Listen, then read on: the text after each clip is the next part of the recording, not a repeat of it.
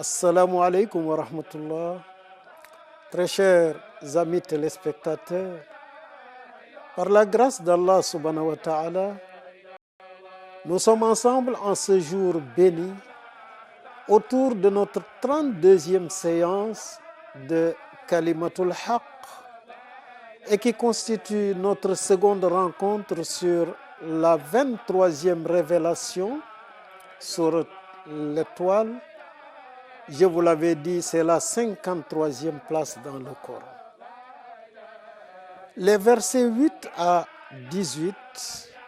sont aujourd'hui l'objet de cette rencontre. Et ces versets nous décrivent le comportement du prophète Muhammad, paix et salut sur lui, pendant son audience avec Allah subhanahu wa ta'ala. Mbokk yi dellu sant yàlla mi nu may ci bis bu tedd bii ñu daje ci bërëbu kalimatul xaq ci fanweer ak ñaar bu jataay ñu nekkoon ci suratu najm muy suñu ñaareelu teewaay ci saar bi di ñaar fukkeel bi ak ñett boo xam ni yonent bi alayhi salaam jot na ko ci Makka waaye boo ubbee sa téere mooy juróom fukk ak ñetteelu saar laaye juróom ñett ak fukk ak juróom ñett ci la ñuy taxaw tey laaye yooyu dinu nettali ni yonent bi alayhi salaam bi mu teewee ci audience bi ci kanamu yàlla nan la taxawee ak nan la jëfe. Le Coran nous dit, son cœur n'a pas vacillé, son cœur n'a pas démenti ce qu'il a vu. C'est le verset 8. Pour Abdullah ibn Abbas, le prophète alayhi salam a vu Allah subhanahu wa ta'ala avec son œil intérieur à 2 reprises, l'œil de son cœur. Pour Hassan al-Basri, le prophète a vu les voiles de la majesté, de la magnificence de son Seigneur. Mbokk yi mu ubbi rek borom bi ni ma kazabal fuaadu ma raa, xolam ba dënnam bi weddiwul la mu gis, dënnam jengul. Ibn Abbas ni raa Muhammadun rabba bi fuaadihi. Abdullah ibn Abbas mu ni yonent bi alayhi salaam yàlla la gis ci bëtu xolam. mu ne nag yamul sax ci bii waaye gis na ko ñaari yoon. Hasanul Basri mu ne jalaalu rabbihi la gis,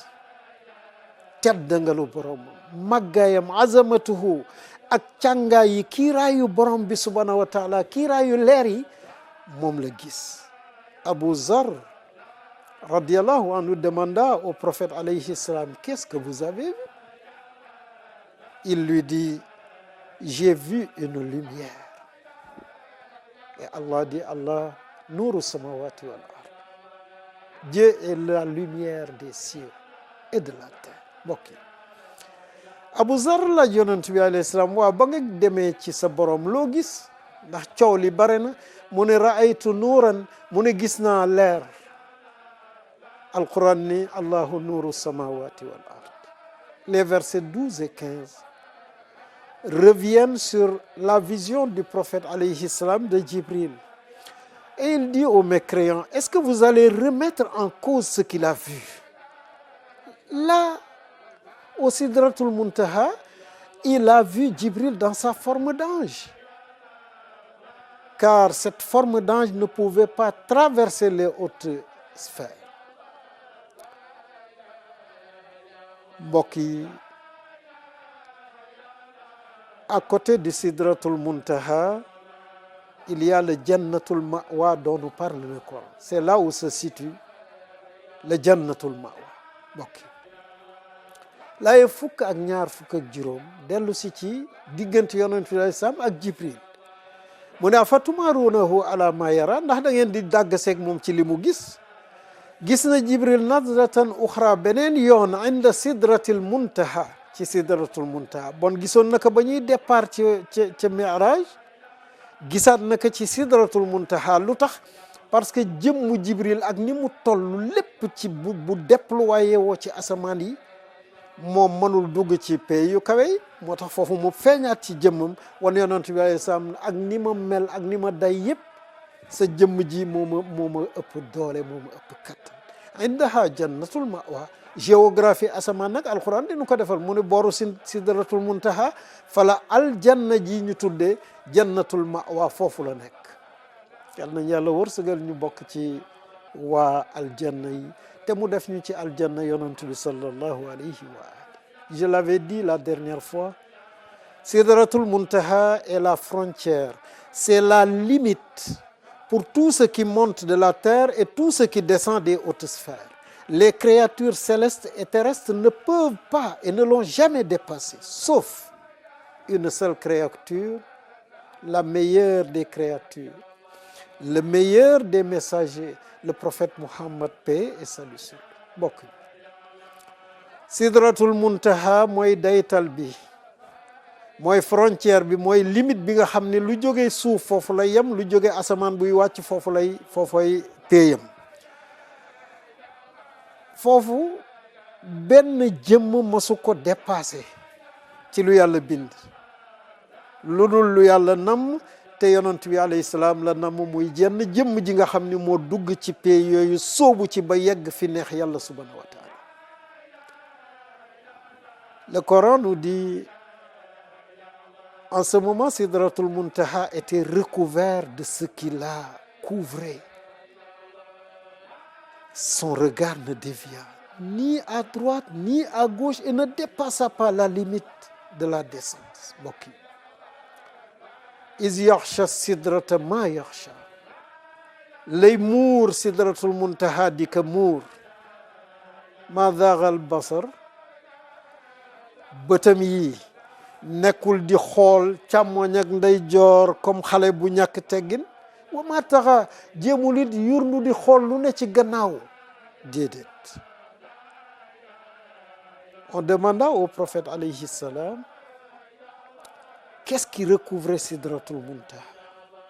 Il répondit des papillons en or. Et sur chacune des branches de sidratul muntaha je vis un ange debout chantant la pureté d'Allah subhanahu wa ta'ala. wa ma ya'lamu junuuda rabbika illa bokk yonent bi alayhi salaam ca sidratul muntaha jannatul ma'wa ñu laaj ko waaw lan moo doon muur sidratul muntaha li alquran ni moo ko muur lan la mu ne la ko doon muur firaash min dhahab mu ne gis naa ay lëpp-lëpp yoo xam ni yu wurus la ñoom ñoo fees del sidratul muntaha bi waaye maa ngi gis ci bépp xobu sidratul muntaha benn malaakaa ngi ci taxaw di sabbal borom bi subhanahu wa taala. Amis téléspectateurs, retiens bien ce que je te dis. En présence d'Allah subhanahu wa ta'ala, Moïse a perdu le contrôle. Il n'a pas pu se retenir de dire à Dieu, Seigneur, montre-toi à moi. Allah lui répondit, tu ne peux pas me voir encore. bokk bàyyil xel lii ma lay wax fii yonent bi alayhi salaam taxaw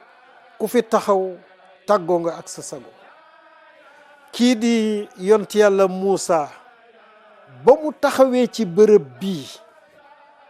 dafa wax borom bi subhanahu wa taala tàggoog sagom arini anzur ilayk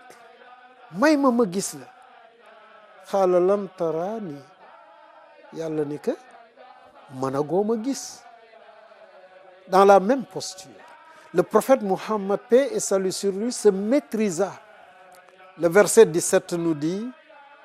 il baissa le regard par déférence et garda son calme poliment. xoolal bi yonent bi alayhi salaam tolloo fi yonent yàlla Muusa toll ñaan yonent bi alayhi salaam yàlla mu ne ma zaagal basar wa ma taxa bëtam nekkul di yërndu ci pays yi di xool waaw lii moo rafet wa ma taxa jéggiwul itam fi ñu ko sant ni ko na fa yem comme kiy julli ni mu sampe bëtam rek fi muy sujjoot. Ceci montre son caractère sublime, sa fermeté dans l'obéissance à Allah subhanahu wa ta'ala. Mais c'est pas surprenant il n'a fait que suivre le conseil qu'Allah subhanahu wa ta'ala a donné à Moïse alayhi salam. Il lui a dit, contente-toi de ce que je te donne et sois reconnaissant. bokk taxawaay bi yàlla dinu nettali ci yonent bi alayhi salaam dafay wane jikkoom ju tedd ja màggaayam ba ak ni mu dëgëre am dogu ci jaamu borom bi ak topp li ko yàlla sant yem fi ñu ko yemloo du ko jéggi du ko yéesal waaye loolu du lu bette ndax nag la yàlla waxoon yonent yàlla Muusa rek moom la jëfe moom xuz ma ataytuk wa kun min ash-shakirin Muusa jàppal ci li ma la jox te nga yem ci te nga sant ma. Pourtant, amis téléspectateurs, la meilleure des créatures a vu ce qu'aucune autre créature n'a encore jamais vu. Il vit, dit le Coran, le verset 18, le plus grand de tous les signes de son Seigneur. bokk moo ne fii ku fi tollu te tàggoog sa sago yombul ndax gis na lu kenn mësul gis na loo xam ne amul benn mbindaafoon mën na sax yaakaar ni dana ko gis laqad raa gis na ci lu wér min ayati rabbihi ci ay karaamay boroomam ci mandargay boroomam al kubra ba ca gën a rëy Mutawalli Sha'rawi radiyallahu ta'ala anhu dit il a vu le plus grand des signes de son Seigneur. Le plus grand de tous les signes, c'est quoi, dit Mutawalli Sha'rawi? C'est la face d'Allah subhanahu wa ta'ala. C'est la face de son Seigneur le Très-Haut. bokk Mutawalli Sha'rawi tafsir na laay ji mu ne da ngay wax ni laqad ra'a min ayati rabbihi al kubra laqad ra'a al kubra min ayati rabbihi gis na ba gën a rëy ci lépp loo xam ne lii kéemtaanu sa borom la mu ne nag al kubra bi gën a rëy ci kéemtaanu borom bi mooy borom bi subhanahu wa taala kese jëmmam ju tedd ju sell ji. La deuxième partie de cette sourate sublime An-Najm traite les versets 19 à 23 qui sont une condamnation définitive du culte de l'idolâtrie. Vous voyez le nom de vos idoles, dit le verset 19. Vous les avez nommés Lat, qui était un homme de bien qui offrait du pain aux pèlerins. Uzza, qui est le temple où on vénérait un arbre à Makka. Et à Taïf, et Manat, c'est une autre idole, la troisième dit le Coran. Manat, c'est une idole qui se situe entre Makka et Médine. Et toutes ces idoles sont considérées comme des mâles, comme des garçons par les mécréants. bokk ñaareelu xaaju saar bu màgg bi laaya fukk ak juróom-ñeent ba laaya ñaar fukk ak ñett ñëw nag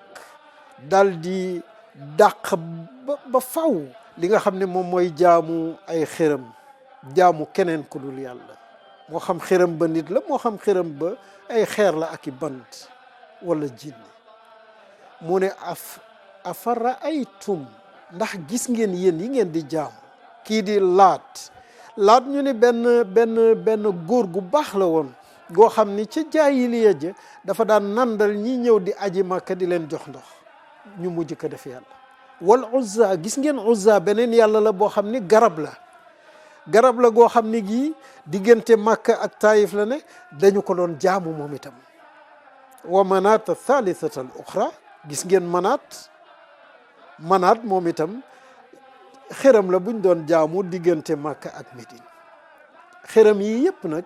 lépp loo xam ne Xuraysh jëloon nañu ko def ko yàlla pour ñoom góor la jigéen du nekk yàlla ndax jigéen amul woon rey la ñu ci doon def ci jamono boobu. Allah subhanahu wa taala les réprimande et dit: est-ce que vous vous attribuez, vous, des garçons, et vous m'attribuez à moi, Allah, des filles? Quel partage injuste que de donner à autrui ce que vous ne voulez pas pour vous-même. bokk yàlla jàjj leen mu ne alakumu dhakar wa lahul untha ndax yéen da ngeen di tànn yéen seeni yàlla ay góor lañu léegi nag man ngeen jagleel ma malaaka yi ni malaaka yi jigéen lañu tilka izan qismatun diza seen séddale boobu séddale bu jubadi la bu jeng la bu jaarul yoon ndax yonent bi alayhi salaam nee na kay law yéene sa bopp moom nga yéene sa morom waaye yow li nga yéene sa bopp yéene woo ko yàlla mi nga xam ni moo la bind. Et Allah subhanahu wa ta'ala les rappelle à l'ordre et leur montre leur inconscience. Vous n'adorez que de simples noms qui n'ont aucun pouvoir à travers ces idoles que vous et vos ancêtres avez pris pour divinité sans aucune autorisation d'Allah. En fait, en réalité, vous suivez vos illusions, vous suivez vos passions, alors que la guidance, le message d'Allah, de votre Seigneur vous est parvenu. Mbokk yi yàlla di leen won vraiment nit bu jaamul yàlla xelam dafay muuru day joonu mu ne in hiya illa asma yi ngeen di tudd ay tur la kese yoo xam ne yéen a ko fent tudde leen ko yéen ak seeni maam maa anzalallahu biha min sultaan yàlla joxewu ci benn ndigal in yattabi'una illa dhann topp leen lu dul ay njort wa ma tahwal anfus ak seen bànneexu bakkan wa laqad jaahum min rabbihimul huda moo ne njubu sa borom dikk na ci ñoom yebal naa yonent jox ko alquran ànd ak loolu ñu wéy ci topp ay naxasa xëndal. Le verset 23 sourate Nour nous explique le phénomène de l'idolâtrie des saints, l'idolâtrie des morts. Quand un saint homme du peuple de Nour mourait, Satan poussait les gens à construire un mausolée sur sa tombe. Puis, petit à petit, il les poussait à vénérer la tombe en faisant des offrandes, des invocations, des prières, y jeter de l'argent. Et il finissait par attribuer aux défunts les pouvoirs qui appartiennent à Dieu. Et ils finissent par demander aux défunts au lieu de demander à Allah subhanahu wa ta'ala ce qu'ils veulent. Mbokk yi gis nga lii nu alquran di wax fii ci suratu najm chara naka ci suratu Nuh dinu wax nit ñi di def ba jaamu ay nit rawatina nag nit ku sell ku génn àdduna mu ne ci jamono yont yàlla Nuux bu góor gu baax génne àdduna seytaan dafay ñëw nax-naxal nit ñi ba nañu tabax bàmmeel ba bu ñu tabaxee bàmmeel ba mu leen di mënee ndànk-ndànk ba yàgg bàmmeel ba ku am aajo fa ngay ñëw def fay sarax ku am aajo fa ngay ñëw ñaan fa ku am aajo fa ngay ñëw jullee ku am aajo ba yàgg su aajo yi di faju ñu daal di ni bon kat bàmmeel bi ki ci tëdd mooy faj aajo yi fii ñuy dund sax da nga koy dégg koo xam ne day gis koo xam ne génn na àdduna kooku mooy faj aajo yi ñu mujj nag jox nit ñu baax ñooñu kattan gi nga xam ne ak doole ji nga xam ne ak place bi nga xam ne yàlla moo ko moomoon ñu jox ko nit ñooñu. Quand Noh le leur interdit, ils dirent: ne laissez jamais vos divinités qui sont Wad, Suwa, Yarouz, Yaouq et Nasr, tous c'était des hommes de valeur, des saints hommes. Mbokk yi yont yàlla noox ni leen bàyyi leen li ngeen di def gaa yi ñi ni loolu bu mu am qaalu laa tazarunna alihatakum bu leen bàyyi mukk seen yàlla yi ci waxu noox mi nga xam ne xel mi dem na wala tazarunna bu leen bàyyi gisal ñu ngay lim nag góor ñu baax ña wadd ku baax la woon ñu def ko yàlla wala suwaan bu leen bàyyi suwa wala bu leen bàyyi yahuusa bu leen bàyyi yahuuqa bu leen bàyyi nasra ñii ñu tudd ñëpp ay nit ñu baax lañu woon ñu mujj dem nii ma la waxee seytaan nax leen ndànk-ndànk ba ñu def leen yàlla di leen jaam pour dénoncer la gravité du culte des saints. La meilleure des créatures,